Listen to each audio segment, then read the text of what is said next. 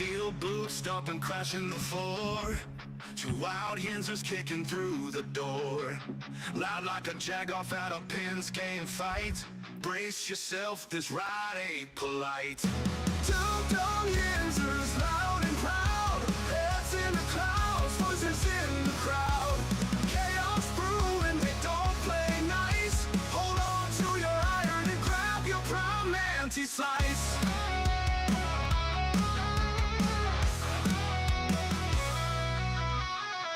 Tales from the burg with a hint of mayhem. Pierogi powered, nothing can constrain them. Knocking back stories like an icy cold brew. You never know what these two might spew. Two dumb yinzers, loud and proud. Heads in the clouds, voices in the crowd. Chaos brewing, they don't play nice. Hold on to your iron and grab your prime anti-slice. Yeah, everybody. Welcome back to the show. This be episode 741 of the Two Dumb Yinzers. I just want to say to everybody this morning, welcome back. Great to be back this morning. Michael, how are you this morning, sir? Oh, man, I'm great. I'm just happy to be back, baby. Did you survive Mother's Day, I guess? I did. I survived Mother's Day. I know that you had to build gazebos and Yes. you had all kind of things going on for the weekend, right? I did, and the gazebo is still not done. It's still not done? There's little things that have to be done. Nothing like structurally support-wise, more cosmetic. But, you know, in the heat, a lot of drinks, a lot of arguments, a lot of laughs. And it was like, you know what? We're going to break it up over a couple of days so we don't so people aren't murdered. I get that. I really do. Yeah, like things would go so smooth, then one thing would go wrong, and then boom, straight to 100. Straight to 100 in the arguments. Yeah, no, I get it for sure. it's impossible almost to work with somebody else. A lot of times, Yes. you know, you always kind of fall into that category is, can I do this myself? Yeah. Which would be a lot more easier psychologically. Or do I ask for somebody for help who I know is going to be a pain in the ass? And maybe that's what the Steelers are going through with these receivers right now. Be a lot easier just to do it ourselves. And Yes. but we need receivers, Mike. We need receivers. So it'd be what it be. Hey, man, we got Calvin Austin. That's all we need, baby. We do got Calvin Austin, everybody. And Mike, of course, Mother's Day was a big day for all the mothers, women out there. And Mike enjoyed his Mother's Day. And my holiday, Father's Day, will be next month. So, Hey, Mike, I finally got your joke, asshole. but that it'd be what it be. Good morning, everybody. Again, welcome back. Episode 741. A lot of things to talk about today, guys. There truly is a lot of different things going on here in the sports world in Pittsburgh. For sure, guys. We had the Pittsburgh Passion. We're back at it this weekend after a week off. The Pittsburgh Riverhounds back at it after their big tournament win last week. The UFL, of course, the NFL, Pittsburgh Steelers getting ready to kick off. Mini camp, rookie camp ends. The OTAs are coming up. The schedule's being released this week. All kinds of things to talk about on today's show. So do relax, sit back, enjoy, and let's do this thing. Let's do it. Mike, I am going to start simply because I'm going to start with the Pirates just because of what's going on. So Don Kelly, last week they fired Derek Shelton, of course, the coach, and they bring in Don Kelly, who's a hometown guy. And in his first 3 games against Atlanta over the weekend, Mike, over Mother's Day weekend, he does manage to go 2-1. His team goes 2-1. The only loss came on an 11th inning wild pitch loss. Yeah. On Saturday night in a game that Don Kelly gets ejected for sticking up for his teammates. So far, this is why, Mike, I'm not putting the paper bag over my head. I see a slight improvement. Yes. Again, I'm not buying my World Series tickets just yet, but I'm seeing a slight improvement, Mike. And as long as there's a slight improvement, that's the longer the paper bag stays off my head. But I got a theory about this, Mike. Don Kelly, of course, he was from Butler. He was a Mount Lebo graduate. He went to Point State Park College. And here's my theory about this. Sometimes you just need to get a hometown guy who cares. A lot of times you give guys a bunch of money, they do their job, they go to another city, they do what they got to do. Off season comes, they go out their life. One thing about Pittsburgh sports is people are certainly invested in their sports here. Mhm. So if you get a guy who's from Pittsburgh, I like this move. I like this move because maybe, just maybe he cares about winning. Just maybe he cares about the Pittsburgh Pirates. Just maybe he cares about all the bullshit that the Pirates and the fans have had to go through over, how many seasons now. So my theory is I think they're going to do better because I think that this guy's going to care. I think this guy's going to try. Yeah. Again, say what you will, but they lose 7 straight. They bring in Don Kelly to take over, Mike, and they go 2-1 over the weekend, beating the Braves. They could have very well been 3. They could have very well swept the Braves. They win this series 2-1.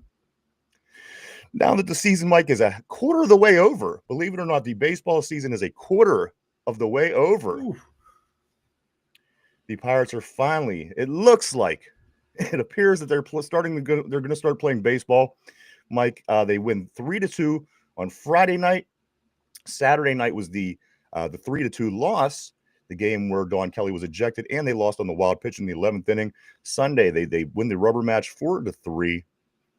Again, the Pirates win the series over the Braves, a team that they just generally don't ever play well against. Pirates improve their record to 14-27. It's quite an improvement. They go on the road today to start a 6-game road trip, Mike. They travel to Yonkers, to Queens, to take on the Mets. Mets are 26-15. Game 1 of 3 is today. It's 7:10 p.m. And yes, it is a Paul Skeens day. That's all that matters, man. Is this just the right time, perhaps, Mike? Don Kelly comes in, wins the first series. Now you got Paul Skeens and Mitch Keller the next 2 nights against the Mets. The Mets spend about $1 billion on players, so I mean it's not going to be easy. But nonetheless, Mike, Paul Skeens today with his 3-4 record, looking to improve and turn that around. 2.77 ERA, 47 strikeouts, going up against David Peterson, who is 2-2. He has a 3.05 and 36 strikeouts on the season. Mike, any take on the Pirates? Because I do have one more thing that I am going to talk about. So, what do you think about these Pirates right now? Right now, for me, it is a fresh start. To me, the season is over, but this is a fresh start, a new beginning. You fire your manager, you have a new manager come in. So wipe the slate clean. There's still, 3/4 of the season left. Let's see what this guy can do. See if he's the long-term answer for this team, because they're not going to spend more on payroll. So you have to find a manager who can manage with what he has. He has to find a way to make chicken out of the chicken shit that he is given. So far, small sample size, he's showing that he cares by 1, sticking up for the players, and by 2, playing his better players multiple days in a row. Not a different lineup every single day like we saw under Shelty. So this is a beautiful thing to see so far. This is like a small win for the Buccos and their fans. A manager who cares. Players actually playing better now. Because if you believe in a leader, no matter how bad the situation, you're going to work harder. You're going to play harder. And, you can tell the guys just not buy into what Shelton was doing the past couple seasons. And, they quit on him. And I don't blame them. Because when you have a leader who doesn't know what he's doing, he's in over his head, you're not going to give your full effort for that guy, no matter how much you're getting paid, because you're just going to get beat down. You're just going to be like, oh my God, why am I doing this? It's just human nature. And now you're seeing these guys have a fresh start. This manager actually cares about his team, and the players are responding to it positively. It's frustrating because, obviously, you got to know what you're doing. Coaches get paid a lot of money to be coaches in major sports, Mike. However, as a baseball coach, you don't practice every day. You don't got to teach these guys every day. You have unlimited resources as far as your competition, notes, graphs, everything that's coming to you. You got all your job is to put the best 9 guys out on the field. Exactly. Yeah. And I don't understand why that's been such a problem.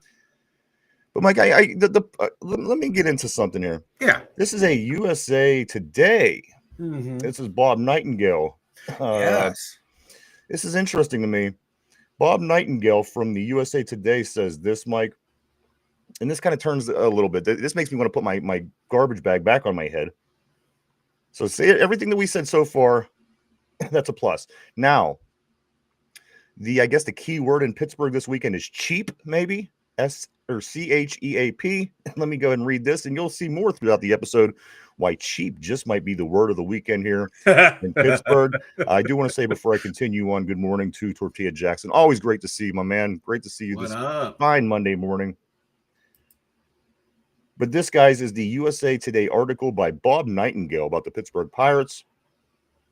He says, the Pittsburgh Pirates, according to information received by the Players Union and confirmed by several other owners, are one of the most profitable teams in all of baseball, stashing a huge chunk of their revenue-sharing monies instead of investing in their team year after year after year. For starters, what does Bob Nightingale have against the Pirates for this to possibly not be true? Yeah. So I'm looking at this and I'm saying, wow, this kind of adds up. This team they don't spend any money. They don't go out and get players. And again, with the revenue sharing, yes, the money is being made. No two ways about it. Teams like the Yankees are winning to help teams like the Pirates. So if that's the case, Mike, I mean, it's a lot deeper. I mean, at the end of the day, you fire the manager last week. Yeah. You fire the middleman. You have the owners who make it happen with the money. You have the players who make it happen on the field. And then there's a guy in the middle who usually is the scapegoat. In this case, it is, in my opinion. I never thought Derek Shelton was a terrible. I didn't think he was a great coach, but I never thought he was a terrible coach either, Mike. They cut the middleman, but yet they still have the cheap office, which, again, I'm just reading more to confirm this if you didn't believe it in the first place. Right. And then you have the players, which, again, this isn't the worst team the Pirates put on the field in the past 20 years. It's not. This is not a bad team. I mean, pound for pound, they should certainly be a lot better than they are. Certainly under-improving, Mike. I mean, come on, you're talking about us with the Colorado Rockies, who I think still has 6 wins. They lost 21-0 the other day. Right. The Chargers came to town and put up 3 touchdowns against them. And the Padres lost 21-0.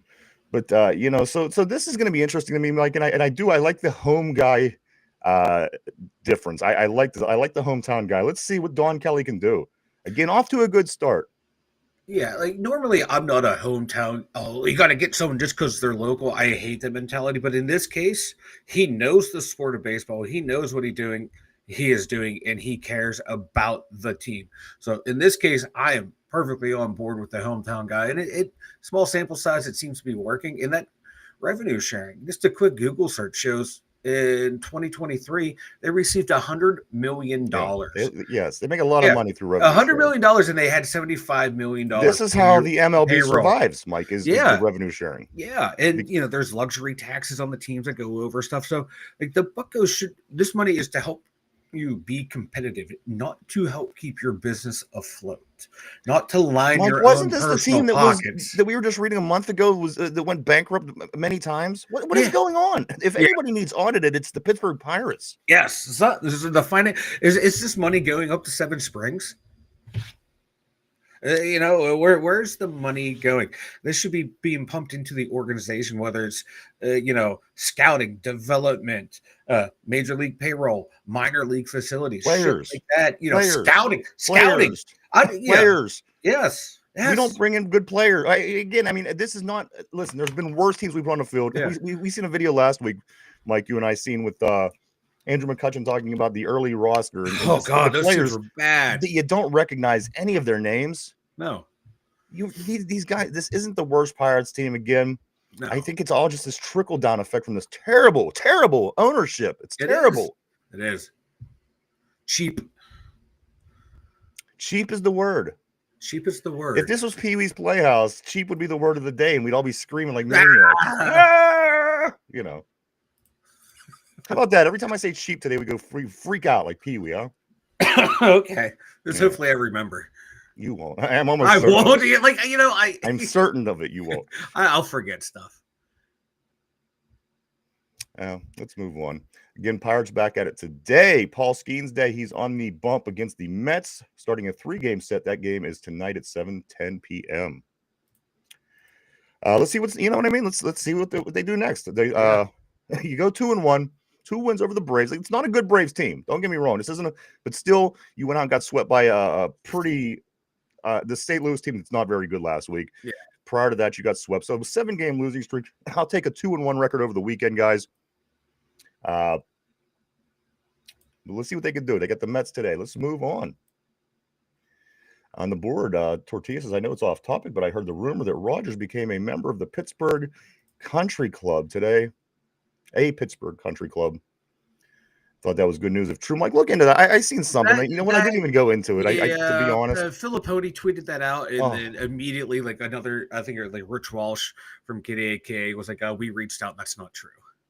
Yeah, I didn't think it was. Yeah, unfortunately, if Pony tweets it out, I automatically. I've been burned by him too before, and you just gotta, you see him, I just move on. One thing I'm realizing is the Pittsburgh media is very, very irresponsible. Yes. And I'm going to get in more into why in just a minute here. On top of another thing that the guy that kind of raised through the cream of the crop is Mark Caboli.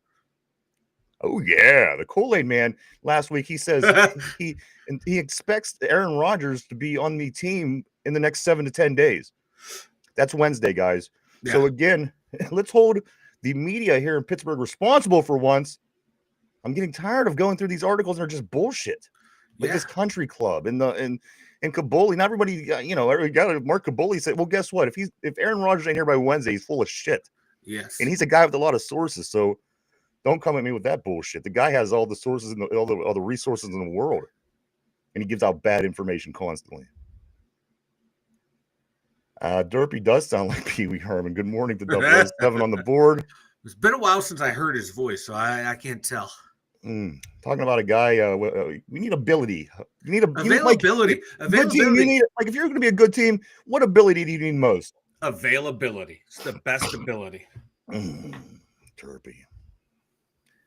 He's turning into a wide receiver. He is too, man. He's like on that George Pickens. I show up when I want to show up. I got something for him this week. So just be patient. Got a lot of things to go over today, guys. A lot of things to go over. Let me just blow through some of these things that aren't Steeler related, but we are going to get into heavy Steeler talk in just a moment, guys. Pittsburgh Riverhounds were back in action for the first time since their big upset over New York City last week in the big soccer tournament. Mike, they faced the Louisville City FC. That game comes to a 0-0 tie. They do get a good point. They get a point out of that, though. Yeah, they get a point. Against a pretty good team. So they'll take that, Mike. They'll be back at it next Saturday, 9:00 p.m. against Colorado Springs Switchbacks. The Colorado Springs Switchbacks is who the Hounds play next. Again, Saturday, 9:00 p.m. Caboli must be Derpy. Hit the sword. Yeah.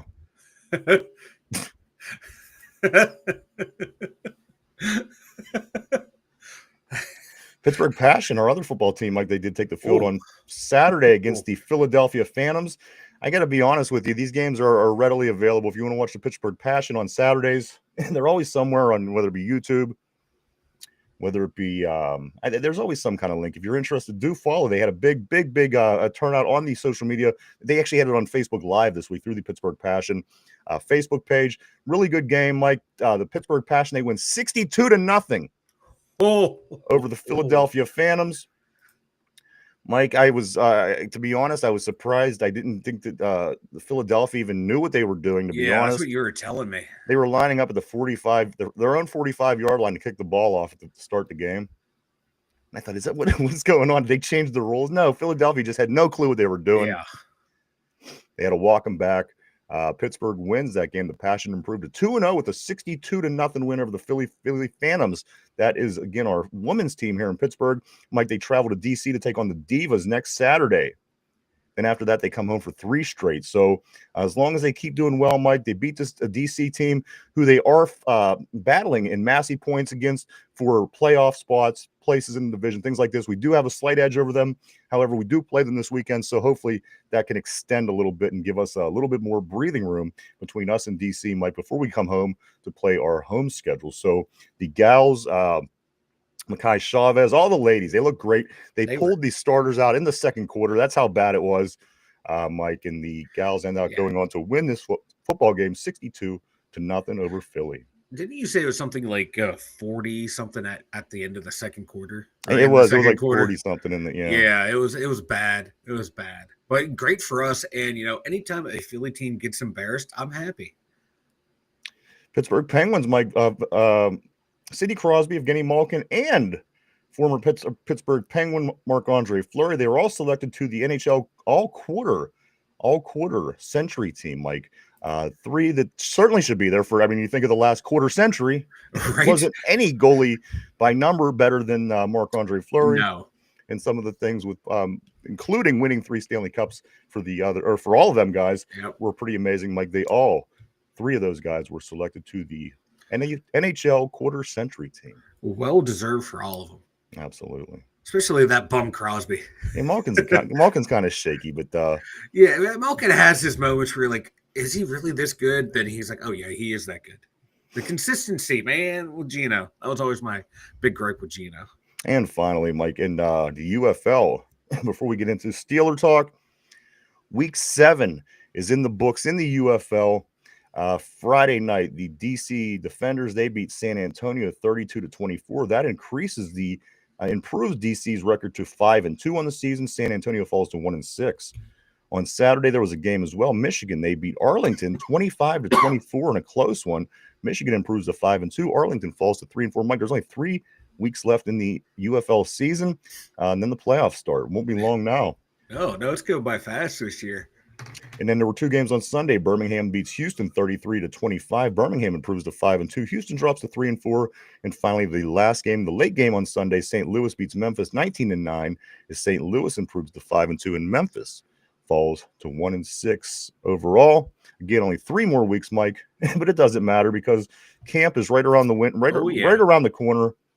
And I got to be honest, there's only 80 days till preseason. 80 days till That's preseason. You know what though, Mike? Come on. I know. It's going to fly by. 80 days to preseason. Rookie camp is in fact over. We have OTAs coming on the 21st of this month, which is only 9 days away. Next week, OTAs start. And the schedules. The schedule is highly anticipated, Mike, this week is scheduled released. Wednesday is the official schedule release date. Tuesday is the international game schedule release date. And today, you're going to start seeing them sneak out some leaks. I do have Cowboys versus the Eagles on Sunday night on opening weekend, Mike. The Super Bowl champions against the rival Dallas Cowboys, who now have George Pickens. So, you know what? I'll take this as a primetime game. Yeah, I like it, and what a way to open the season for those two teams. Jesus, you got the division rivals going head to head right away. Yeah, I hope we get a division team a little earlier than we did last year. Right, not waiting until the second half of the season. That's insane. Can we spread out some of our toughest games, not have them all clumped together in the last 12 weeks? So I mean, there's all kind of things about the George Pickens, of course, we're going to talk about, Mike. A lot of George Pickens stuff went down over the weekend. But let me just go around the division here real quick before we get into our Steelers, Mike. The Browns, as of this morning, they signed DeMonte KZ.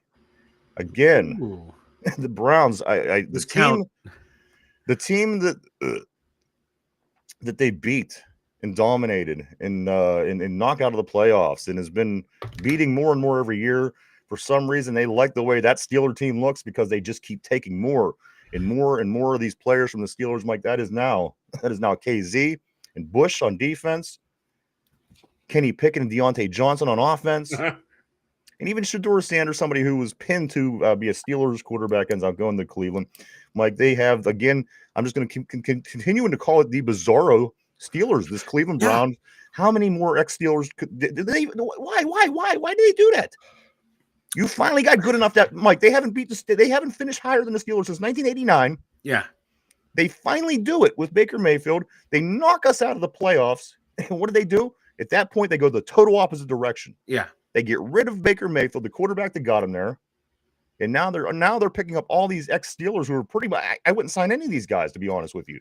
No. The at only this one point in their career? I at would this not. point in their careers, no. At one point, I would have taken Deontay and I would have taken Demonte Kazee, but now they're dealt well on the downside of their career, so no.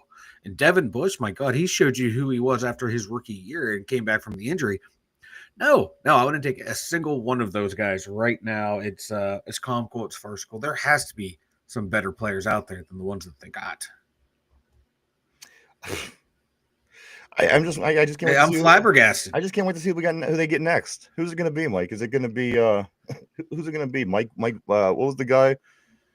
Who was that receiver we had? Who was the three in the Young Money? It was Mike Williams. Mike Wallace. Mike Wallace. Why can't I even remember that? Who are they going to sign? Mike Wallace next up in Cleveland? Is he?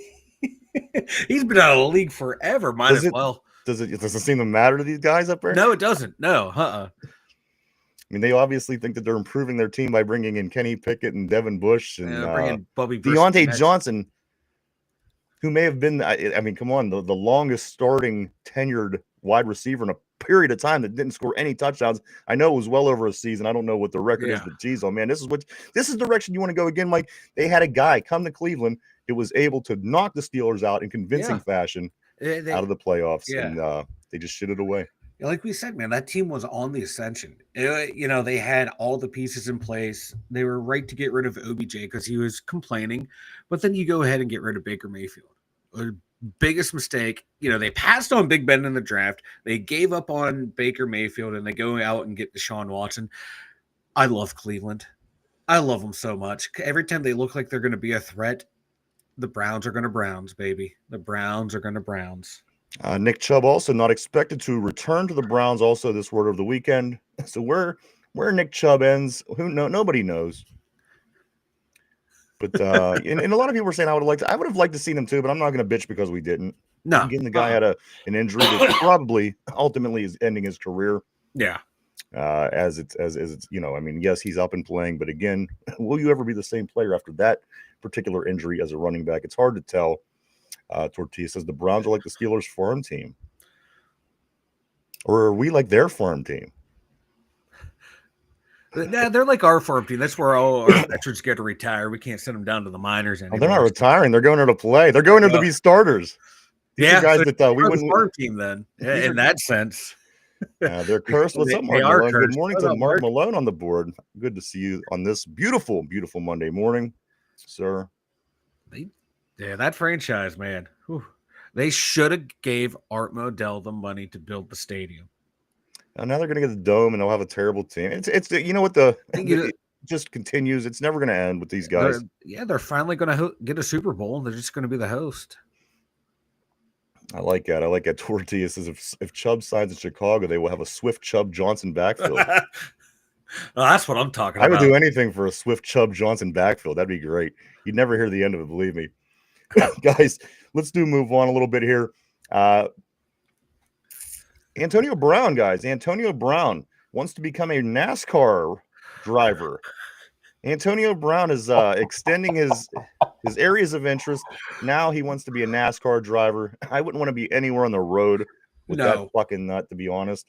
No. Especially driving 200 miles an hour. There's no way in hell. God, no. What if, come on. He needs to be nowhere near a the crash vehicle. Out has a total different meaning in that Exactly. It would be fun to watch, but I would hate to be one of the other drivers out there. Also, Mike, the Steelers sign running back Trey. What's his name? Trey Sermon. Seaman. What's this guy's name? What's his story? He's out of Ohio State. He played. Was with Indianapolis last. He played 17 games in 2024. Managed 159 yards, 2 touchdowns, 16 catches for 99 yards. Apparently, he's a strong pass blocker. But the Steelers did sign Trey Sermon over the weekend, looking like he fills out the running back room, Mike, with Jaylen Warren, with Caleb Johnson, with Trey Sermon, and now finally with Kenneth Gainwell. That looks like it's probably going to be the running back room at this point. Unless you see anything there that I'm not seeing. That's how I'm seeing it too. Hopefully this spells the end of Cordella Patterson. It should. I mean, that guy, come on, he's ancient now. Yeah, he's ancient. Sermon is what he is. He's your number 4 running back on the team. If you have to go to him for starting carries, your season's over at that point. So, not bad. Give him a try. Former third-round pick. See if there's still something left in the tank there. See if he still can find that spark that allowed him to be drafted in the third round. Good morning to Jen on the board. She says, morning all. AB is such an ass. Two ways about Right? that. Good morning. Always great seeing you, Jen. Hope you had a great weekend. Hope you had a great Mother's Day. Happy Mother's Day to you. Yes. Remember when AB used to call himself Mr. Big Chest? I don't know. The guy talks so much shit. I have. Because one of the reporters around town, every time AB tweets anything, he's like, "Don't change, Big Chest. Don't change." It just makes me chuckle that AB called himself Mr. Big Chest. But yes, we do, Mike. We did add to our running back room Trey Sermon from Ohio State. One thing I don't really hate about this Ohio State thing is because Derpy does all his shit talking. If they ain't any good and we have another bad season, because he always seems to go, well, if we have this guy, we would have been better. If we would have had this guy from Ohio State. Exactly. But you know what? Now if they stink, I'm going to love it because I could shove it right down his derpy throat. Exactly. This is why you don't root for your favorite pro team to get all the guys from your favorite college. No, yeah. Because you don't want to hear that shit talking coming back on you. Most times it doesn't work out. Tortilla says, I think Gainwell and Johnson can both kick returns, so there's no reason to keep Patterson on a 53. Yep. Mark Malone says, remember Patterson breaking off that 20-some yard touchdown run in the preseason last year? Thought he had some left in the tank. Jen, I'm great. That's great. I'm glad to hear that. Yeah, Mark Malone, he had a game too where he filled in for a while too, and the offense, the running game sucked, and he started getting going. I'm like, all right, this guy, like you said, has something in the tank. Then the very next carry, he fumbles, and we end up losing the game. That's my lasting memory of Cordella Patterson. He's just one of these guys. They come for 2-3 seasons as fill-in players, and then they go, and then they bring in somebody to do the same exact job. Yeah. Maybe just a little bit younger. Maybe that's what's going on with Trey Sermon. Again, this running back played for the Colts last year, played all 17 games. His one thing notable is he's a strong pass blocker, Mike. It does look like he will be filling out that running back room as we speak. So that did happen over the weekend. Also, Lazard is ass, apparently. Well, that is great. By one of our safeties. I don't know what the whole story was on this, Mike. If you do know, please feel free to tell me, because what I heard was Deshaun Elliott saying that Lazard is ass whenever they were talking about possibly bringing Lazard, the wide receiver. Could be one of Aaron Rodgers' requests, possibly, if he ends up here, because he played with him in New York, Mike. But Lazard is ass. Explain this to me. Because people are like talking ever since we traded George Pickens. Well, what receivers out there? Then everyone's going to go, oh well, we'll start rattling off all the receivers that A-Rod likes. So someone tweeted out or put on Insta, oh, look for Alan Lazard name to be starting talking about more. And Deshaun replies, he is ass. He is ass. This is why I love Deshaun Watson. He's not afraid to speak his mind. He's our modern day Lee Flowers. This is exactly what Lee Flowers was. This was Lee Flowers, Mike. He's a better Lee Flowers. Yeah. I don't know if he is, because Lee Flowers was pretty badass. Flowers was pretty damn good too. Yeah, he's Lee Flowers reincarnated. I'll take it, maybe. He will kill you. He will talk shit on you, but he is Lee Flowers. I love it. Yeah, but Deshaun Elliott's great. Remember last year when he called the Dolphins team soft? Yeah, well they are. They are. Tortilla says Elliott might be one of my new favorite players. You don't miss on or off the field. And you're right. Mark asked Jen, did she get the vodka? You know what? Speaking of vodka, you know what? I'll get into that later. It has to do with porn. Don't ask. You must have had a really good weekend. Well, no, but I'll get to it later. It really is irrelevant, guys. Again, rookie camp over. If you're wondering how close we are to Steeler football, rookie camp is over. We're only 80 days away from from preseason. Next is OTAs, Mike, the 21st, only 9 days away. Next week is OTAs. And again, schedule release officially Wednesday this week. International games released tomorrow officially. And starting today, you will see games being leaked.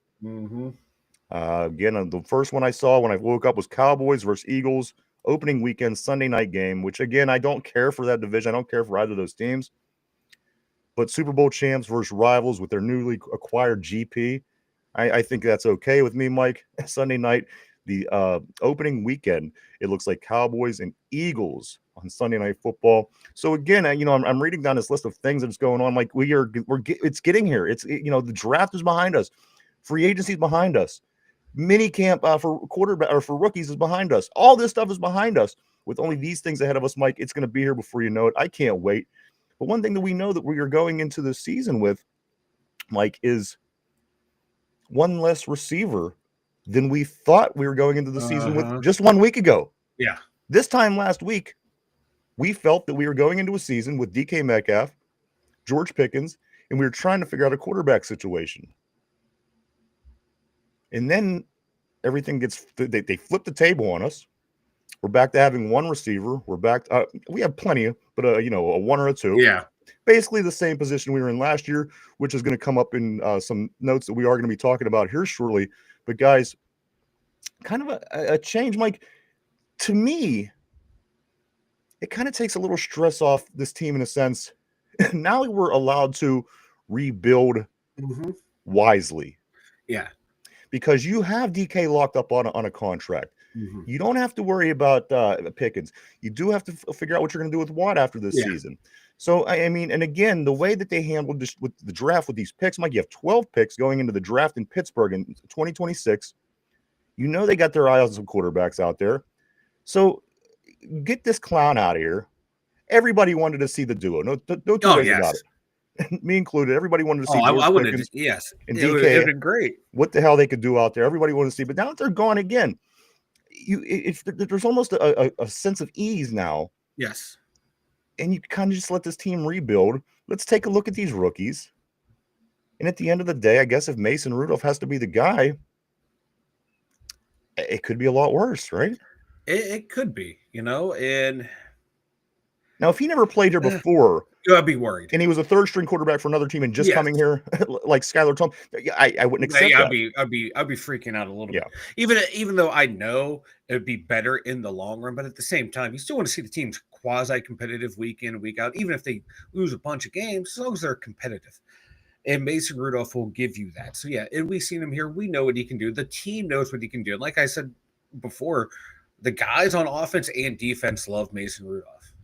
There's like that excitement every time he came into the game. Like they're like, all right, it's Mason. And getting rid of George, like it might be addition by subtraction. You don't have to deal with the nonsense on and off the field. So it might make the team actually feel better. Like, okay, we don't have to deal with this knucklehead. What's he going to do to disrupt practice? What's he going to do to disrupt the cohesiveness of the locker room? That's a plus right there. Yes, you're losing immense on-field talent. But, how much did we win with George? Not a whole hell of a lot. So we can keep not winning a whole hell of a lot without you. And eventually better in the long run. I'm glad you brought that up because I'm going to compare like the statistics from last season by both of these gentlemen, Mike, and it wasn't that much of a difference. I'm going to be honest with you. One team had not such an ideal pass game situation, a rookie injured offensive line, a quarterback who's probably on his last step out. On the other team, I thought that Geno Smith and company has been playing well. But guys, let's look at what their last season numbers were. DK Metcalf, George Pickens. Last season, guys, DK had 66 catches. George Pickens had 59. 66-59, pretty close. DK Metcalf had 992 yards receiving last year. GP had 900. DK Metcalf had 15 yards by average per catch. GP had 15.3. 15 and 15.3.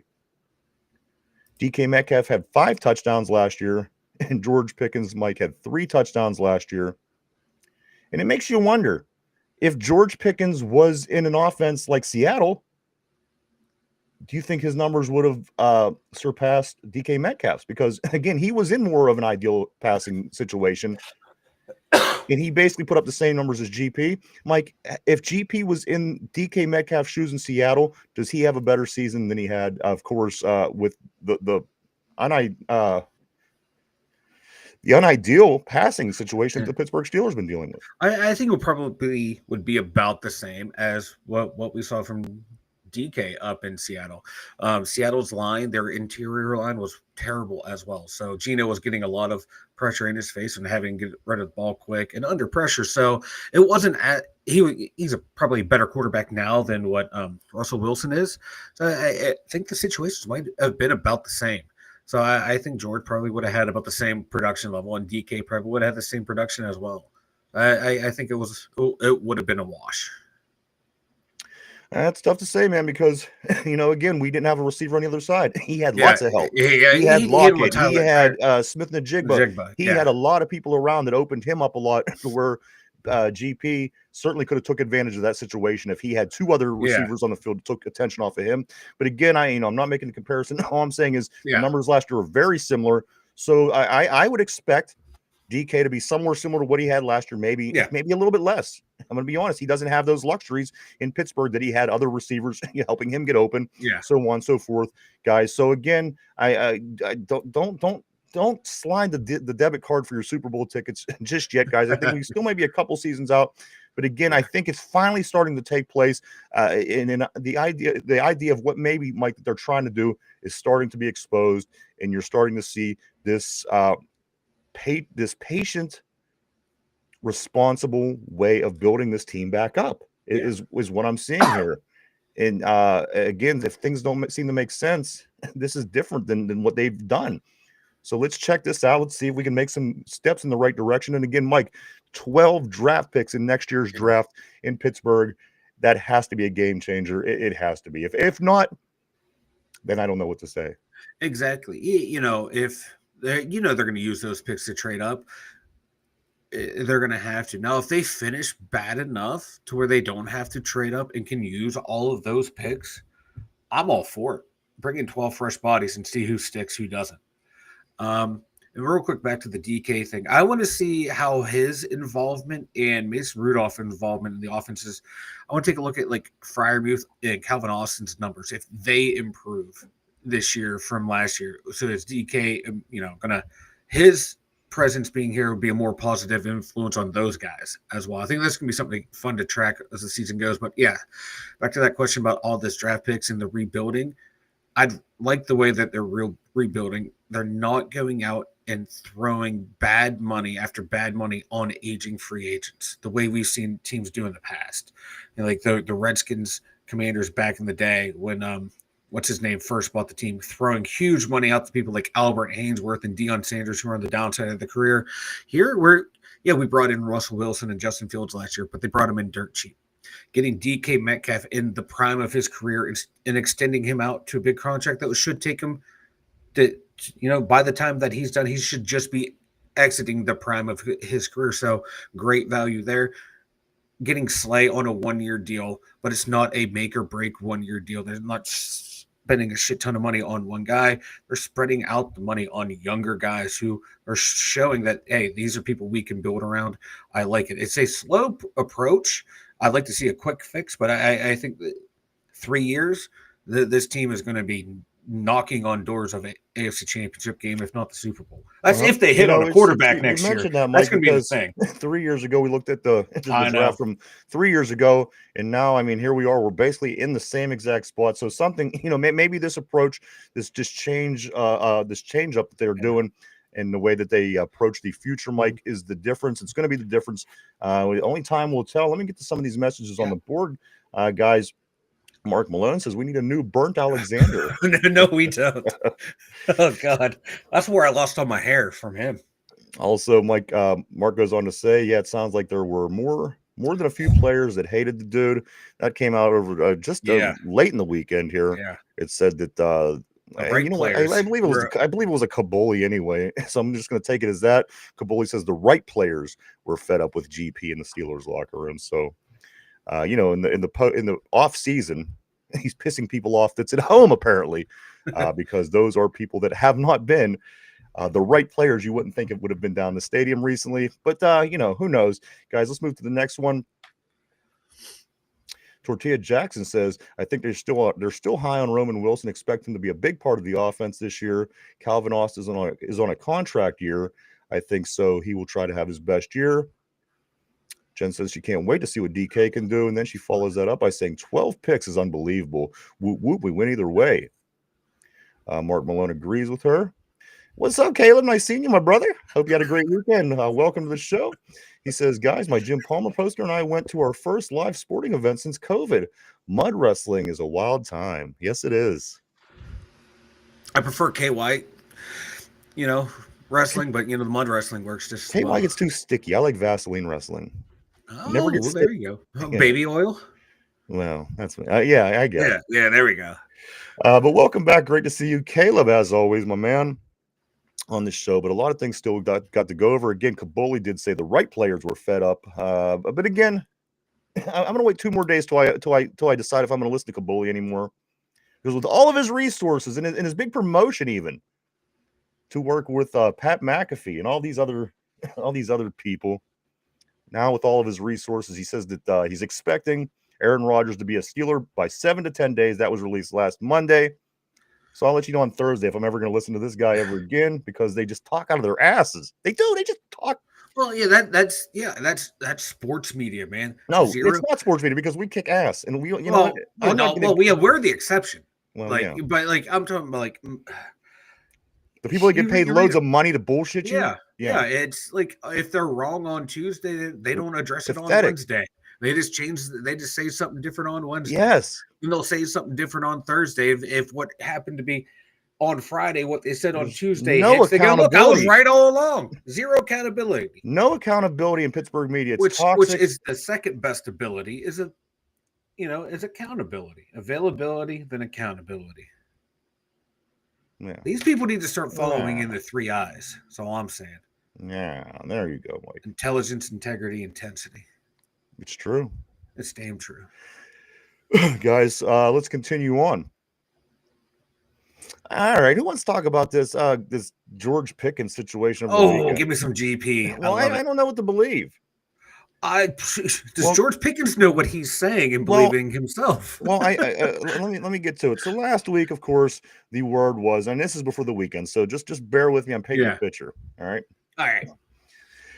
So last week, George Pickens says he breaks the silence after stunning trade. I've never truly felt wanted in Pittsburgh. This move to Dallas is a blessing. I'm ready to prove I belong here and become a star. I was never allowed to be with the Steelers. Never allowed to be a star. Never allowed. So this is what he said last week. So, all right, whatever. George is going to be George. Receivers always talk shit. Yeah. So then, over the weekend, out of nowhere comes this. Former Steelers George Pickens ripped his former team, calling the team the cheapest organization in a since-deleted Instagram comment. They're the cheapest organization, ain't no stacking year after year. But Mike, what gets me is the following day. Now, this is off of the Standard Twitter page. This was posted by George Pickens yesterday. Literally on a plane, no service, just landed and seen lies from Pittsburgh fans. Stop with AI trying to make a story. I'm happy for everything the Steel City did for me. Happy Mother's Day to all the mothers out there. Mike, what's true and what isn't? Did he say this? I don't agree. Right? But him coming out saying that they're the cheapest organization, and they don't spend their money to improve the team and improve the facilities, but then again, like just one day later, he comes out and totally says that I didn't say that at all. I didn't say that. I was on a plane for 24 hours. I didn't say that. Oh, he didn't say he was on a plane for 24 hours. Yeah. What he was just saying was this is what I'm making from my plane. Yeah. What do you think? What do you believe? I believe George said it, and I believe George is trying to backtrack a little bit, realizing he may have went too far on bashing his old team. Maybe agent going, hey, you're going to be a free agent here. We're going to look to make a lot of money here. You can't be bashing an organization because who's going to want to employ you, give you a lot of money, and, are you going to bash me after I give you money? Are you going to call me cheap? just lay off that shit, go out there, say it's fake, say whatever. So I think an agent got to him like, hey, pump the brakes on this, delete it, do something. You have to try to smooth this over, and I think that's what happens. And to call the Steelers cheap, yeah, you can call them cheap on their facilities, but on payroll, they're usually within like the top 5 teams when it comes to salary cap spending. So they spend a lot of money on players. Do we always agree with where that cash is going? No, but I wouldn't call them cheap when it comes to spending on talent. I'm seeing this. It says GP won't talk to the media, so we had to do some running around to confirm. Not really sure what to say. He's not right. They aren't cheap. Have fun in Dallas. So again, Mike, I just it comes down to what you. I'm just looking at different posts here. Yeah, This it's all over the place. It really is all over the place. So I don't know what to believe. Again, if this was on the Twitter and he took it off, I mean, that's something I didn't see. I can't personally say I seen it because it happened so fast. I never caught that. But all I do know is, he came out yesterday and a picture of him on an airplane. I can see his leg, and so I don't know. I don't know what to think. Does it surprise me if it's true? No, not at all. No, and not because it's George Pickens, but that's the way of a lot of way people leave teams anymore, especially eccentric wide receivers who always have something to say. So yeah, if it did happen, I don't care. For one. For two, it means nothing to me. For three, I can't confirm nor deny, which I wish I could just for the show. I wish that I could say if this, was truly said or not. But again, I do have a follow-up saying the total opposite of what was supposedly said in the first particular tweet, Mike. So again, I don't know. I don't know either. I like to believe George did that, and then his agent was like, "Dude, come on now, you're trying to get like." But we don't know. I mean, that's $30 million lying about somebody if it's not true. That we might as well be Pittsburgh media. Come on, let's just Oh yeah. But do I? It's hard to believe it wasn't him, but also at the same time, people put shit out there all the time as so and so said. How many fake Twitter accounts out there that tweet whatever and their engagement boost all the way to the top? There's so many fake sites out there that acting like, we have real breaking news, and it's false. So it's not even on the same playing field. It's so false. Yeah, and some of it, there's just enough believability to it, but you have to do the research and find out if it wasn't true or not. So it could be a case here where someone is spoofing a George Pickens account or who knows what. But hey, he's not our headache anymore. He's Dallas's headache. Have fun. I can't wait. You know what? All these great situations like with Dallas and Cleveland. Now all we got to do is send some clowns to Baltimore and let them do their thing over there. I think Baltimore's too smart for that. Baltimore takes we'll Mike, they had Deontay Johnson last year. That's true. That's true. I forgot about that. As soon as I said it, like, oh shit. But you know what they did? They did cut Justin Tucker. And listen, the guy's an amazing kicker, and I would have loved to have him and continue to have him if I'm Baltimore. But at the end of the day, that does show you that they do have a little bit of brains over there, and they do try to do things correctly. Yep. For that, I give them all the respect in the world, and for their organization. Yes, how can you not? It's a mirror image of our organization. They built that organization to mirror to beat the Pittsburgh Steelers in the AFC North. So that's what's going on there, guys. Now let me get into what another Pittsburgh Steeler wide receiver he throws in the.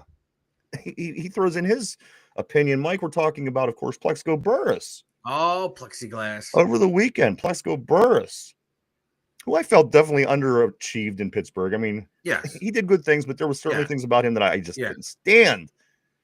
Like getting up and spiking the ball after no one touches you in midfield. Okay, we understand what the Plexico Burress years were. Let's get to this article here, Mike. Plexico Burress doesn't believe DK is better than George Pickens.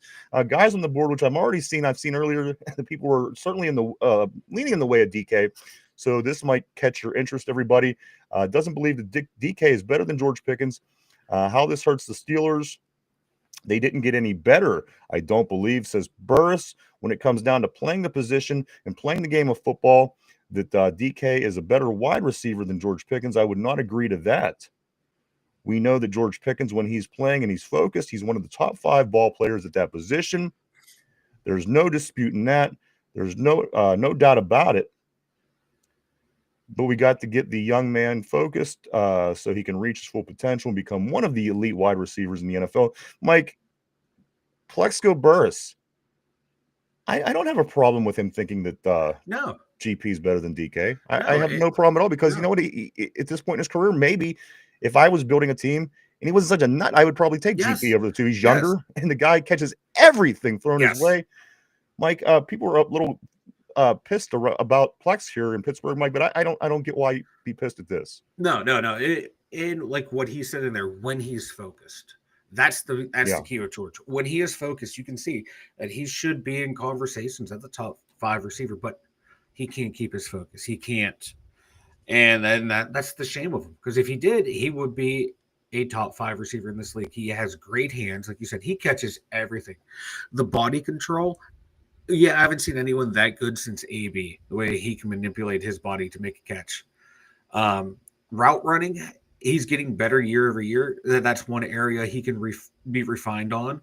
But again, that goes back to being focused in the consistency of play and plow, even when you know the ball's not coming to you. Again, that's the focus, and you have to be committed to run that route, even though you know that ball's not coming to you. And that's where GP fails. And that's what drops him down. That's why I'd rather have someone like DK Metcalf. George Pickens is a better battler of the ball, better getting those contested catches than DK Metcalf. And I think that's something that's going to frustrate us this year about DK a little bit, of how big and massive he is, that he's not as consistent on those catches that George was. But right now, I'd rather have DK Metcalf. I think he has become a better route runner as his career has gone on. That was a big problem when DK was coming out. People thought he's just going to be a 1-2 route guy. He's running more and more routes. And that's something he worked on where George really didn't. So right now, I'd rather have DK, but if I had a focused George Pickens, give me a focused George Pickens every time. But you don't know what George you're getting from game in to game out. Pro sports, like 90% of the game is played from the neck up. Yep. And I got to be honest, ability, age-wise, yes, I lean in favor of George just because he's a little younger. But I got to tell you, the pro that DK has been since he's been in the league has been nothing but professional, top-notch. I'm taking this guy any day of the week where we're at. But I'm going to be honest, the Dallas Cowboys did not get fleeced. They got themselves a good guy here. And you know what? If you can at least contain him as far as the coaching and staff goes, which we were able to do for the most part. Yeah. But if again, maybe he's going to Dallas, maybe he gets a whole new beginning, and fresh he's start for him. Fresh start, opposite side, CD. Maybe things will go well. Yeah. Just as long as it's not against us, I'm fine with that. Exactly. But Mike, we don't have to play the Cowboys for another 3 seasons, so I'm not real concerned about GP. As a matter of fact, I'm not concerned about him at all. Yeah, would have liked to seen DK and GP this season. You would have loved to. Everybody would have loved to. Yes. But when it's all said and done, if it had to go the way that it went, I'm okay with it. Me too. I'm Me okay too. with it. Yeah. It would have been fun for another year to just have George again, just to see what he can do. Absolutely. Even though you knew they probably weren't going to sign both, they could have. They could have made it work, but it would have been fun. But alas, he was too much of an ass. Tortilla says, let's get to these messages, Mike. He's talking about the Pittsburgh media. Lie to get views, and if they question you, lie even more to get more views. Boy, if that is it. Oh. That to a T. Oh. Then you call them out on it, and you get blocked. Yeah. Listen, I don't want to spend the whole hour going on about these guys, but come on. Jen says, did you see McAfee and Gunther? You know what? I didn't, but I seen the aftermath. I seen McAfee's chest. Yeah. And geez, oh man, I would have loved to see this because Gunther's a big dude, Apparently he was doing that Ric Flair smack or something similar to it. They were trading chops back and forth. I caught highlights on Twitter through it. It was like, holy shit. I mean, does it even affect Gunther when Pat McAfee gives him the chop? Right? Like he was bruised up, marked up, Gunther was, but it's probably like a fly landing on him. I mean, these guys, they get smacked up by pro wrestlers all the time. For them, it's nothing. Yeah. Because to see Pat McAfee's chest, that's how a normal person's chest looks after a situation, after this. But them wrestlers, man, they come off at that ring at the end of the match. They look just fine. Like they slept through the match. But no, I didn't see it, but I will check it out. Malone says, did you see Filipponi tweet? There was no way Pittsburgh drafts Will Howard after what I heard from it. Yes, this is exactly what we're talking. This is exactly why we do what we do. I'm going to be honest. We just got so frustrated with this media. You know what? I remember driving, and I listen. I always loved sports. I always did. And about 15 years ago, I remember driving in my car, and day after day after day, I just couldn't take it anymore. It was everything that we're saying and more. Mike, they just it's bullshit. Mhm. And one day we said, you know what, we could either complain about it or let's do something about it. And here we are 4 years later. Hopefully we're doing well enough, guys. And again, we thank everybody that does support us, and we do it for you, man. And this media here, Philip, I mean, come on. I don't want to sit here and go try to put names through the mud, but if you're familiar with Pittsburgh media, you know who they are. Mhm. Tortilla says, "I'm just going to believe the crash out did some crash out shit." Right? You know, what's the saying when you hear hoofbeats, you think horses, not zebras. So Yeah. Tortilla also said his agent called and said, "You fucking up the money, G." right? He's seen his agent commission shrink and shrink and shrink. Like, does this situation with and again, I could do without it with this Aaron Rodgers and all this. Now it just got so old to me. I don't even care. I don't want him. Yeah. You know what I mean? I don't feel it anymore. I'm not feeling him. But Mike, now that Derek Carr is retiring down in New Orleans, I mean, this surprise retirement with injury issues and things like this. Do you think that we could possibly see Aaron Rodgers in New Orleans next season? Probably not. I don't think so. That was a very bad team. They won 4 games last year. 5 games. I don't think he's gonna want to go. Wait, isn't that what the Jets won last year? Yeah. Okay. Yeah. Yeah, I know. I so know. He did no better than they did. Maybe they. Yeah, exactly. Yeah. So I just don't think he would want to go there. And they got a murderer's row of quarterbacks. They got Tyler Shook, Spencer Rattler, and Jay Kaner. He's going to have trouble beating that competition. you do still have Alvin Kamara. You got Chris Olave, but do you want to go to that team? No. If you had to pick between the Saints and the Steelers, wouldn't you rather go to the Steelers? Well, I'm not just saying that that's as pretty a Steelers that's a pretty biased question, but I mean, yeah, but in general, I don't know. Looking at the rosters and where they finished, I'd rather go to the Steelers. Of course, I would too, but I don't want them. Don't get me wrong. I don't want them anymore. I'm over. I'm happy to ride with Mason Rudolph. Whatever, boom or bust with him and see what happens. Fuck it. Let's rebuild. And that's what we're doing. And I wouldn't be opposed to having Aaron Rodgers, but I'm also okay with him not being on the team. There's reports that I saw like, the Steelers would be happy if he retired. Then today there's like, the players would love to have Aaron Rodgers, welcome him with open arms. Which one is it? It's just killing me. Yeah, unfortunately, that's the way it goes, man, around here. Tortilla says if Rodgers does sign in New Orleans, that means he's more afraid of Will Howard than Tyler Show. Like, I would be too. I think Will Howard's a much better quarterback than Shook. You know what? And again, Mike, I've seen so much. This dude, he almost loves Pittsburgh a little too much. It's starting to freak me out, this Will Howard. He is so happy. I know, right? Come on. I mean, he's kind of overdoing it in a way, isn't he? But he has that aw shucks golly gee vibe to him. But normally I'm like, ugh. But I'm kind of digging it from Will Howard. Speaking of guys, in the quarterback room, Spencer Rattler, doesn't he look like a demented Patrick Mahomes by appearance? Whenever I see Spencer Rattler, he does. He looks like a demented Patrick Mahomes. He looks like no. Remember the movie Multiplicity? He looks like the clone of the clone. Hey, Steve, we're gonna go eat a dolphin.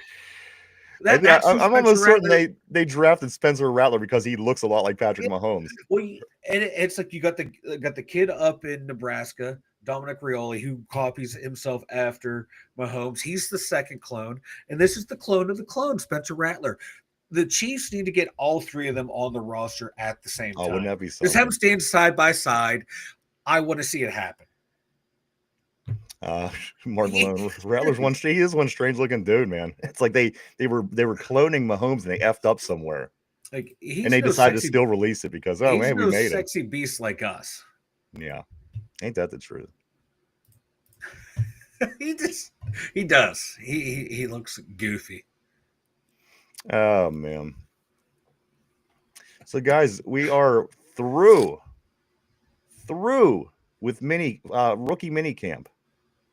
It's done. It's over. The Steelers schedule will be released in a little, probably about 53 hours or so, guys. Wednesday night, 8 o'clock. I'm sure it's going to be on. It's not ESPN, but more than likely NFL Network. I didn't look for certain, but I'm pretty sure that's probably where it's going to be. So 8 o'clock Wednesday is going to be the release of the entire NFL schedule. Again, tomorrow will be release of the international games, which the Steelers are certainly involved with, playing in Ireland this year, Mike, at Croke Stadium, Croke Field, Croke, whatever it is. But again, today you will start to see some leaks. Again, like early this morning, I see Cowboys Eagles Sunday Night Football on the opening weekend. So I think you'll see more as the day goes on. Tomorrow, Wednesday, it's going to be a lot of scheduled talk this weekend, guys. So do stay tuned in for all that. Also, Mike, only 80 days away from preseason. Next week, the OTAs. Mm-hmm. And, I mean, come on, here at the end of the month, it's June already. We're a couple of days away from being halfway through May. Another half a month, we're going to be in June. And you know what that means? July is camp. August is preseason.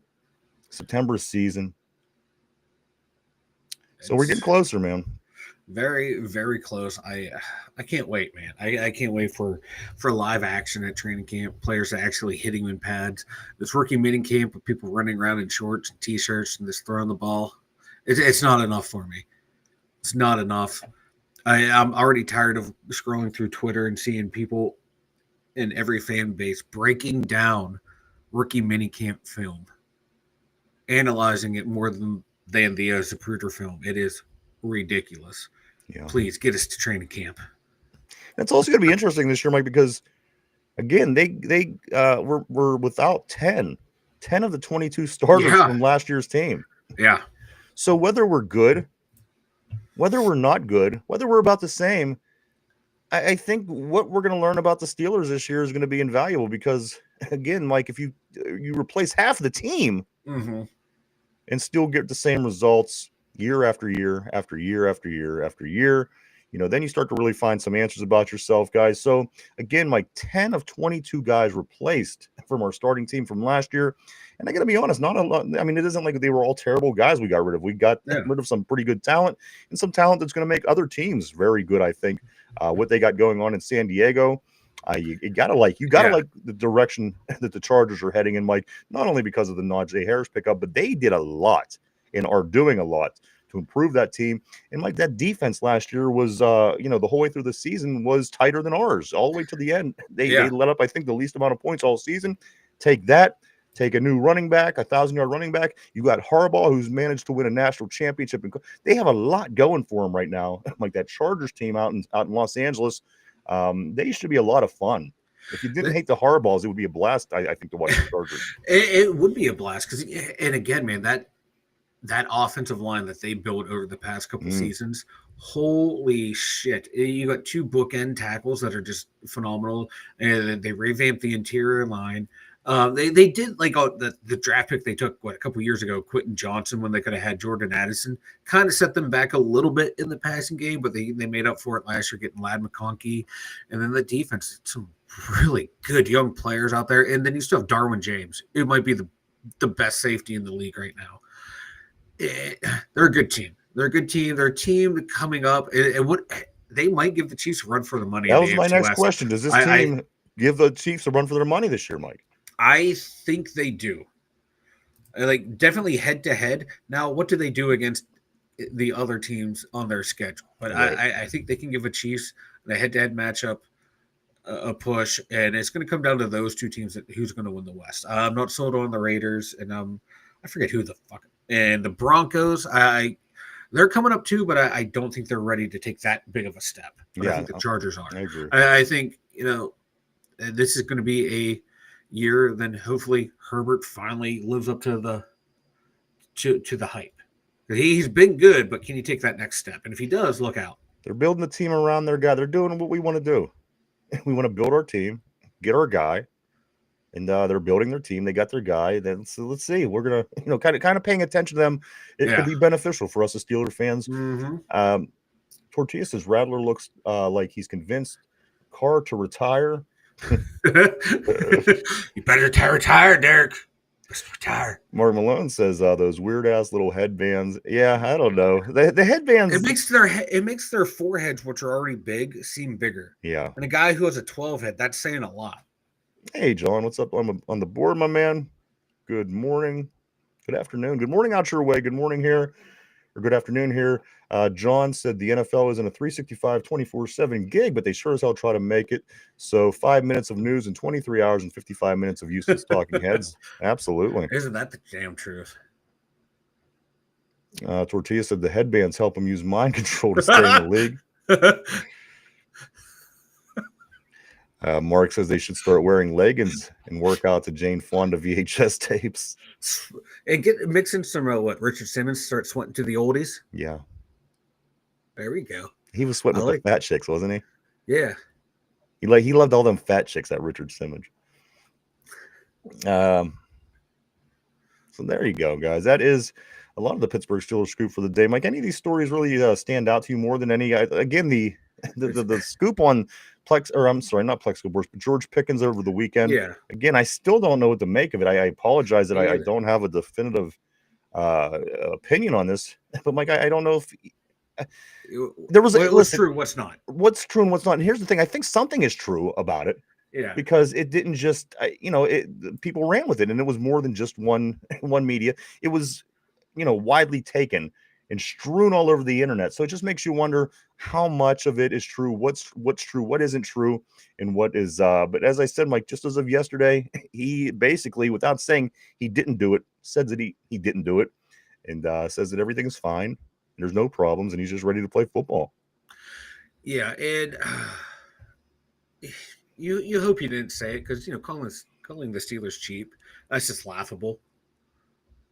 And well, I mean, Najee goes out there and talks about the terrible facilities. I mean, maybe it is maybe it does hold true to some degree. I mean, to have something so terrible, Mike, that it gets F's on the report card every year, and players know this, and they don't want to come to because our locker, maybe George Pickens, if he did say this, it wasn't a lie. Yeah. Well, in that case, yes, but I like if he was talking about paying players, to me that's lying. He's just saying being cheap. But overall on the facilities, yeah, because like you said, what they're being rated on, I can see them being cheap there. That I agree with. But when it comes to building the team, not cheap at all. Because like I said, they're usually in the top 5, and spending up to the cap. But yeah, if the facilities are that bad, do you really, is that hurting them? Is that why they're missing out on free agents?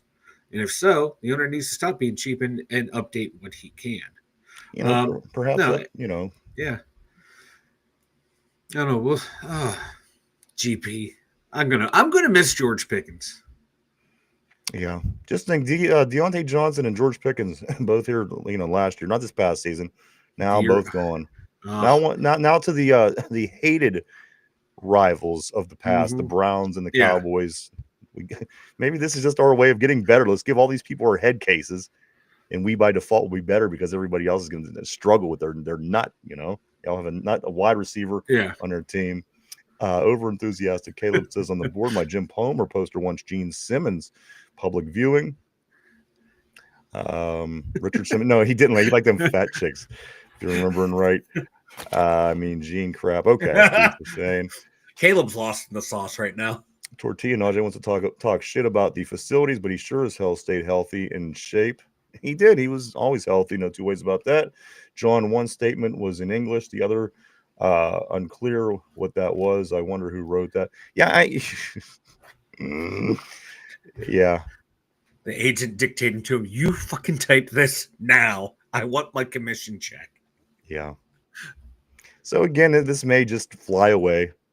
We may not hear another thing about it, but you know what? At the end of the day, he's gone. He's not a Steeler anymore.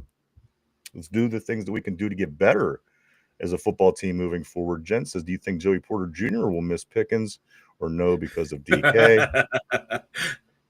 Oh, God. I'm going to miss that training camp battle every year that DK or GP and Porter had. Hopefully, hopefully him and oh my God, Metcalf can recreate. Yeah, that's not going to battles. happen. DK Metcalf is going to take Joey Porter and fold him up like a chair. Just pick him up and run with him, and then catch the ball. They're on two totally different wavelengths of human beings.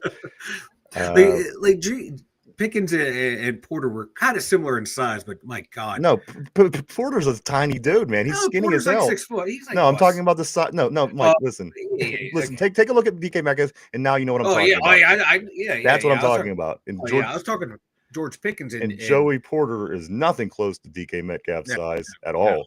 No, because that's what I was saying. Like DK or GP and Porter were similar in size, so that battle was fun. But yeah, the Metcalf one, I think he can pick him up with one hand, run down the field, and catch with the other. I think in a locker room full of NFL players, DK Metcalf could be the guy that goes around and gives everybody wedgies. Yeah, he's that freaking. He's a monster. Give guys swirlies. You remember the swirly, Mike? No, in high school. Yeah, people giving people swirlies. What did you think I was talking about? It took me a second. I'm like, what the fuck's he talking about? Where they used to dump people's heads in the toilet and then flush it? Put them upside down. Yeah, I can see him giving swirlies. Could you see him giving Mason Rudolph a swirly in the locker room? I don't know, man. Mason Rudolph got that villain era goatee on. I ain't fucking with Mason this year. I take DK any day of the week over that. John says if GP wrote that, he should sue and get his money back. Also, John goes on to say, Duke can't speak English. No wonder he never speaks. Yeah, he can be difficult. No two ways about it. Oh, GP. He falls in that category. It's hard to understand. But again, that's, you know what? How do you fix this wide receiver issue? They're all nuts. They're all nuts. Yeah. And some might say, well, you know, there's still look at the direction it's going. It used to be Randy Moss was nuts. And then it was Randy Moss and Ocho Cinco are nuts. And then it was Randy Moss and Ocho Cinco and Terrell Owens were nuts. Now they're all nuts. You can't get a receiver that ain't a nut. It's worth anything. Like you kind of have to be a little crazy to blindly run across the middle of the field. No, I'd like to see him do it a little better, but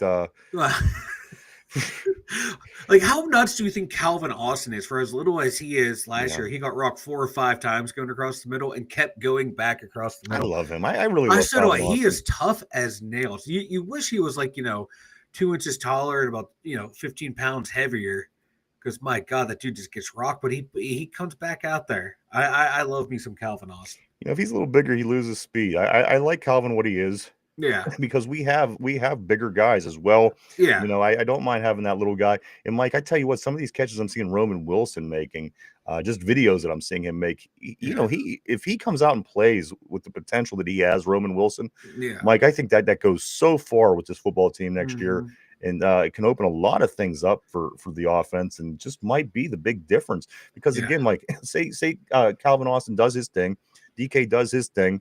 And then, you get Roman Wilson to actually step up and, maybe have a 650-yard season, 4 touchdowns, give or take. That goes a long way for, a person, a rookie, basically. The dude played 8 downs last year.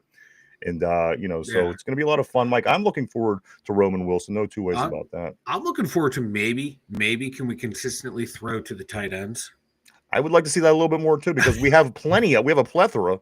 We might have 40 of them on the 90-man roster. We might want to throw the ball to one of, if I don't need 1,000 yards from youth, but if I can get 800 to 900 yards out of them and about 400 out of Mount Washington, 4 to 5, and about 600 from Austin, 700 from Roman Wilson. I like more out of my receivers, but I'm trying to manage more than my tight end. I'm trying to manage expectations of this year. But what I'm saying, youth can potentially be that number 2 target.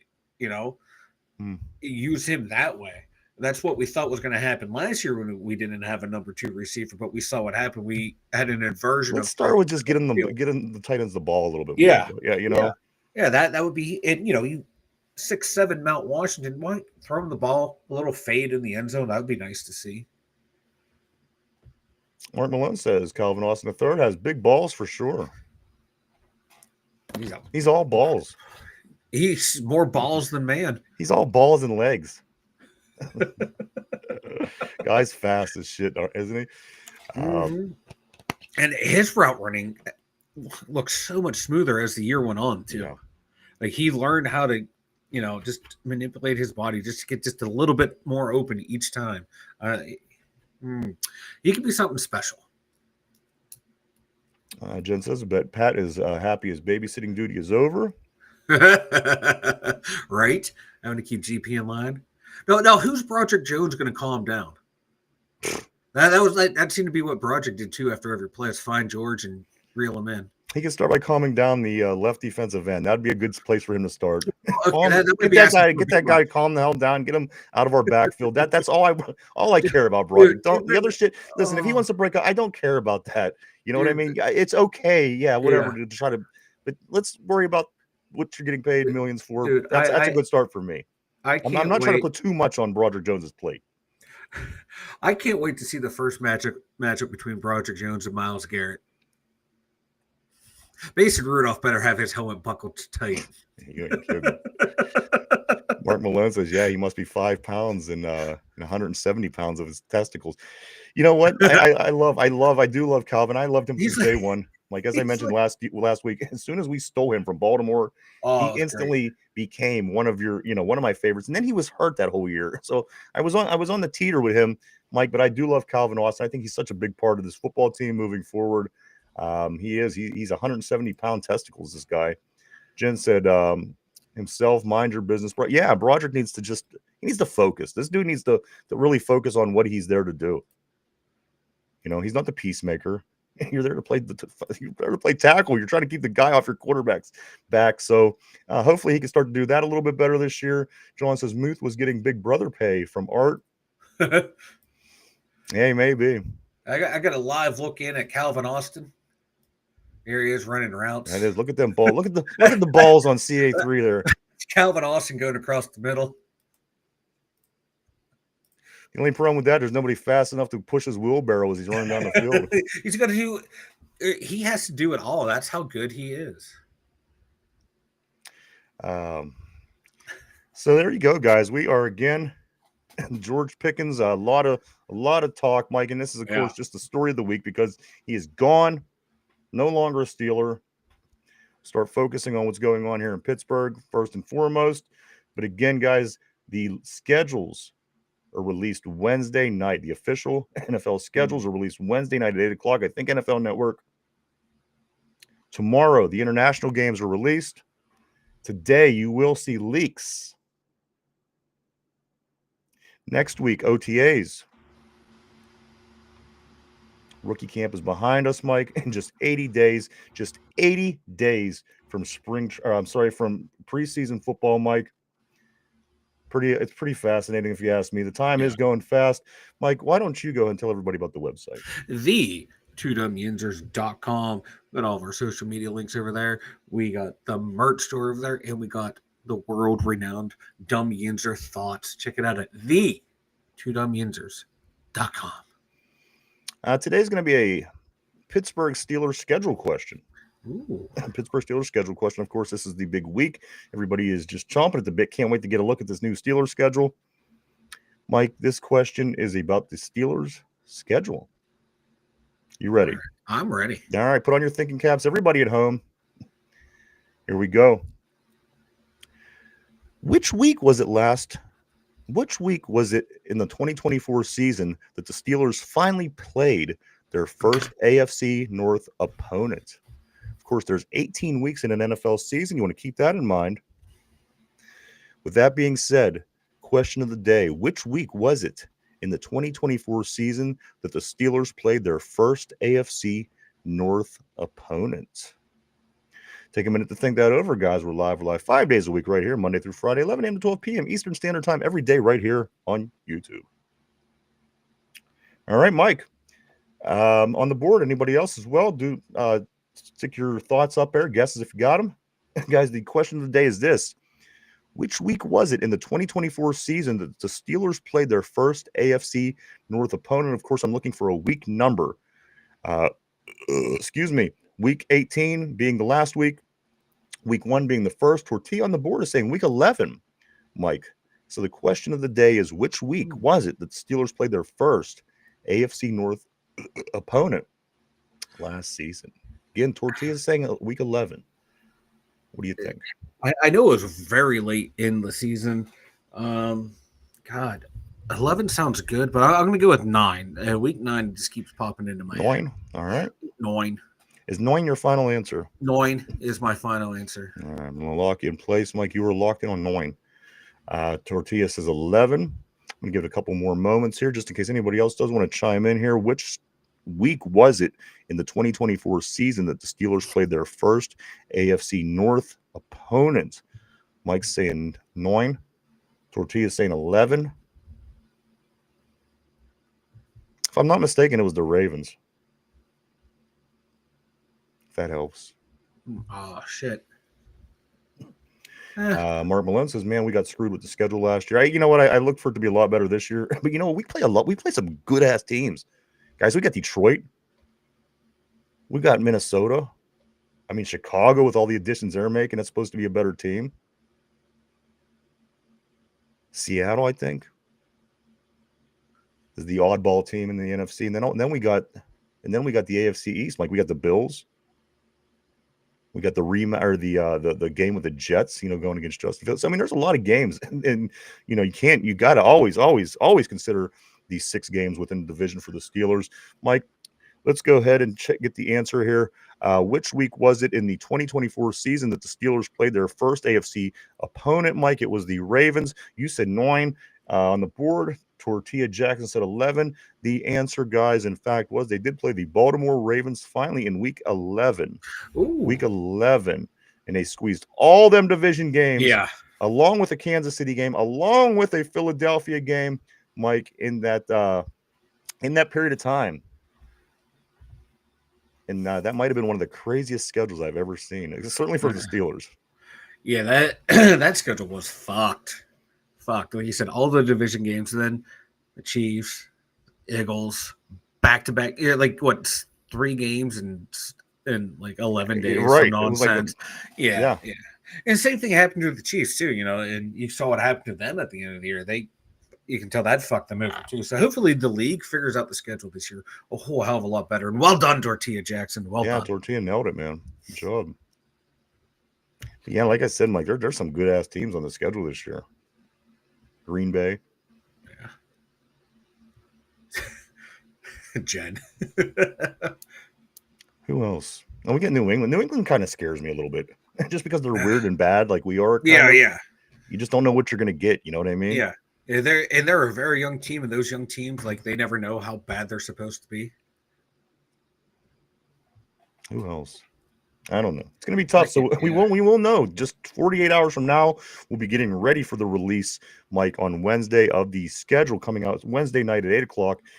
So do want to keep on top of that. Big story this weekend is the scheduling for the NFL, but also, Mike, nonetheless, the story, the word of the day, I guess, was the word cheap. And, you know, again, the Pirates, cheap. Taking and stockpiling all this money that they're getting from revenue, not making the team better.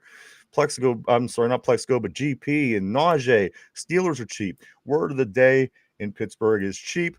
Also on the board, Mike, Jen says that may be the reason Rodgers plays to beat Green Bay. F the Packers. I still don't like him. He beat us. I'm over with. I'm over him. I'm just, you know, at this point, just get going with what we have. Because I know that we're going into this draft in 2026 in Pittsburgh, and we're going to do great things. Mike, let's just get this show on the road. I think that at this point, you dodged a bullet by getting rid of one of your headaches. Yes, again, we would love to see GP, DK out on that field together, but it's not going to happen. And guess what? We got rid of the one that I would say that you would get rid of if you were going to get rid of one of these 2 receivers, right? Yeah, exactly. Yeah, you know, you bring in DK, you sign him up for that long-term deal. And if you were going to keep George, now is the time to get rid of him. You know, it would have been fun. It would have helped us, you know, record-wise, but, you know, that could have hurt us too record-wise and screwing up the draft for next year too. And you got to figure, now he's on the table for big money. Yeah. So let's see who actually gives GP the money. Let's see who knows what they know and still gives GP the big contract, whether it be Dallas or somebody else. Somebody's going to do it. And again, it's going to be interesting to watch play out. Yeah, like, you can be quirky, you could be eccentric, you could be weird. but don't start affecting the team in a negative way with your antics off the field, and you'll get the money. Prove to be an adult when it's time to be an adult. You'll get paid. But constantly being late for meetings and planes and buses in games, that shows teams that you're not ready for big boy money and big boy That shows people that you're responsibility. not ready for anything. Mike, if you can't make consistently your schedules on time, Yeah, nobody wants that person in any form of no, work, right? exactly. What a nightmare. Yeah. But it will be interesting, guys. Again, I hope these are all the right moves. I hope they weren't made in vain. Again, let's let the season play out now. Let's see what we have. And again, you get some rookie seasons under your belt. And again, if we head into next year and get that guy, we say it all the time, having that guy playing quarterback on your football team is one of the most important parts of in the NFL. It really is. It really is. You're handling the ball every single play, and if you have someone back there who's incompetent, it's going to be a long, long season. If you don't have it, yes. Yeah, and I'm bracing for at worst a four-win season, and I'm okay with that. I think we will, but at worst case scenario, I'm bracing for that, and I'm setting the bar low, so when they trip over it, I'll be happy. Yeah. Of course, I say that now, but I know during the games, I'm going to be MFing every player. And when you're on here yelling at me. Oh, okay. What have I ever yelled at you at the studio about the Steelers? Poor innocent me. You get me riled up. Guys, I do want to say a couple things here. We lost the third guest over the weekend from our show in the past. That is 3 guests, that has passed away that were guests on our show. Of course, 60-year-old Sabu, longtime ECW wrestler who went on WWE, a lot of other things. Sabu, Mike, passed away over the weekend. I talked to him personally for the show. It was a great interview. Mm-hmm. Really great dude. I enjoyed it thoroughly, to be honest. And also, Mike, that is included with Fred the Elephant Boy, who, of course, was a regular on the Howard Stern show. And also the rapper, Mike, from right here in Western Pennsylvania. He was in that group. I can't remember what his name was. Yeah. But that thing that they were, it was a Splash Gang, something like that. Splash Gang. They were good, man. They were good. So he passed away. Mike, also at Fred the Elephant Boy, and now Sabu. So that is three guests that we've done just in the short period of time we've done this show, Mike. Yeah. That has passed on. Maybe we should not put that in the promotional material. When I'm setting up interviews, I leave that out. Believe me. Yeah, we're closing in on 1 per year average, so that's not good. But now that God, man, Sabu. I wasn't a big ECW guy, but Sabu was. Oh, he's a beast. He was nuts, man. He's the innovator of a lot of the stuff you're seeing from these high flying guys. I got a real quick story about Sabu. I went in 1998 or 1999. I went up to Civic Arena to watch a WWF event at the time, and you used to go and be able to stand above where they park their cars. The wrestlers would come, they would go down in that little tunnel, and you would stand up there and you'd yell at the wrestlers. Whether it'd be good or bad yelling, it was fun. So after one of the wrestling events, I recall Sabu walking up the ramp. Now, normally where guys would get in their car and drive away, well, he just kept walking all the way to Bigelow Boulevard.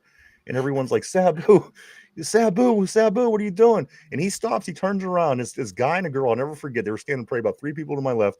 And he turns and he goes, they kept asking, what are you doing? Where are you going? He turns, he goes, you guys got any drugs? And the guy goes, oh, I'm sorry, Sabu, we don't. And then I swear to God, next words out of his mouth, he goes, well, can I see her boobs? Pointing to the girlfriend. And then everyone laughed. And then he just continued to walk. He walked out into the highway. A small S10 pickup truck stopped about 100 feet up the road. Yeah. Stopped. Sabu hopped into the S10 and they drove off into the night. One of the weirdest, most bizarre things I've ever seen. He was crazy, man. I loved him. getting to talk to him, and I'm glad that he is ultimately always going to be a part of this show now. Dude, man, like every time you tell me that story, I just always chuckle because just a random S10 coming out. It was a blue random S10. It's like they timed it perfectly. Hey, I'll be walking up Bigelow Boulevard. All right, yes. I'll be driving the S10. Just hop on in, bro. That's exactly how it played out. Perfect. That was before what you said, 90, early 90s? It was real early. It was when he first came to the WWF. Yeah, that was real. So that would have been what, before cell phones were extremely popular. Oh, yeah. Oh, yeah. Yeah, so that was played out from like, the get-go. That is great. I love it. But rest in peace, Sabu. That's got any drugs? Yeah, once they said no, he has to see that chick's boobs. I lost it. And then, like I said, it just got better because he just continued to walk. It was like he didn't stop. He didn't get into a car. Yeah. He just kept going. Everyone's looking at where the hell is Sabu going? He's wandering. He was wandering the earth like Kane. Yeah, go town to town, wrestle, hop in a car, looking for boobs and drugs. That's right. He's living the dream. That is the dream. Derpy said Tortilla says Derpy's the number one suspect. Derpy's always the number one suspect. Who? Bitch is the number one suspect. Is he still bitch? It's been 11 days since we've seen him. So yes. All right. Well, we seen him Friday, briefly. For 2 minutes, and then he left. He's our George Pickens. Yeah, I'll deal with him later in the week. You know what? Anything else, Mike? Anything before we do start to wrap things up for today? No. Well, we Sidney Crosby and Fleury not only being on the quarter century team, they are also teammates on the Canada team, and the first time they've won a game together since 2017, 2018. Yeah, so that was kind of cool to watch that. And some guy tried to get up in Crosby's face, and he punched his helmet off like they were playing. Did they win the Poppin' Rocks? Yeah, they won. They won the game, not the whole tournament. I hate everything. Hold on, I got you queued up somewhere. I do want to say good afternoon to Laura Lewis on the board. Laura says, unfortunately, my headphones broke today because of my naughty cat, so I can't hear your voice. That's a shame. It would be great if you could respond through chat instead. I can't really tell what I'm looking at. She looks kind of hot through the picture, Mike. I don't know what's going over on the Twitter. Well, now that she can't hear us, I'm going to talk about everything. I can kind of see her boobs in this little picture. Oh, good old Twitch viewers. They're the best. Well, hi. Say hi. Just let her know that we acknowledge her, Mike. Put something up. All right. But guys, Pirates back in action tonight, trying to build on the 2-1 series win over the Braves over the weekend, Mike, with their new head coach, Don Kelly. He is 2-1 as a head coach. Hometown guy. I'm pulling for this guy. I really am. Mike, they start in Queens today. They got 3. Then they go to Philadelphia for 3, and then they're back home next week. Mike, so big series this week for the Pirates. If you still care, that's going on, Mike. It's a Paul Skeens night. Paul Skeens, if anything, that's worth it enough to go and watch Paul Skeens throw tonight. So it is Skeens night. Pirates back in action. Mike, also, you may start seeing things leaked out schedule-wise for the NFL.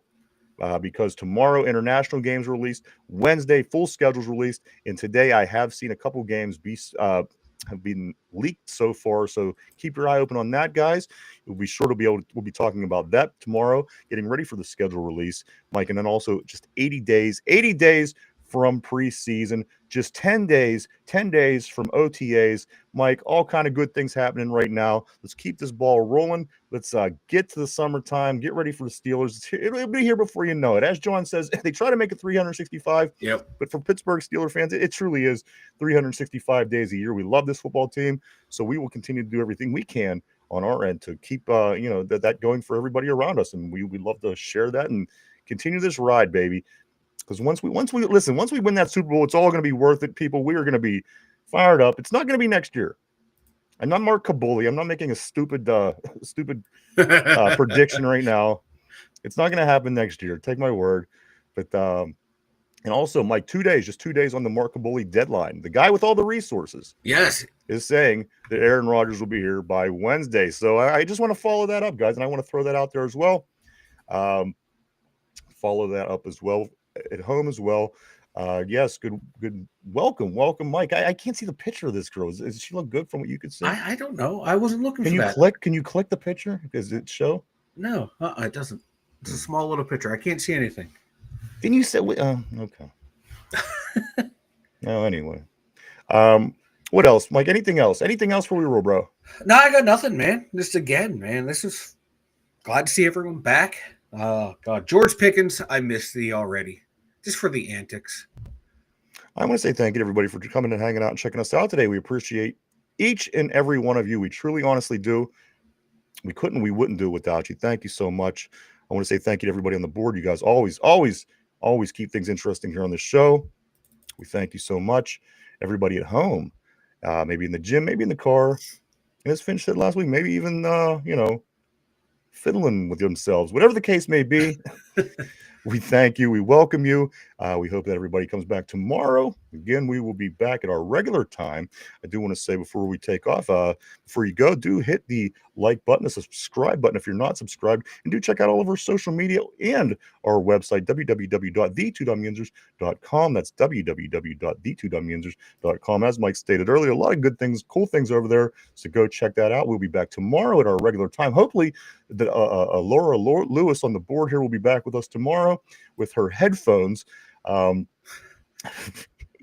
But if she don't have her headphones, I'm okay with that too. I just hope she comes back. But everybody, thank you so much. Hope to see everybody back tomorrow at our regular time. For Mike in the Steeler Central Mobile Studio, for myself, the Two Dumb Yinzers, everybody have a great Monday.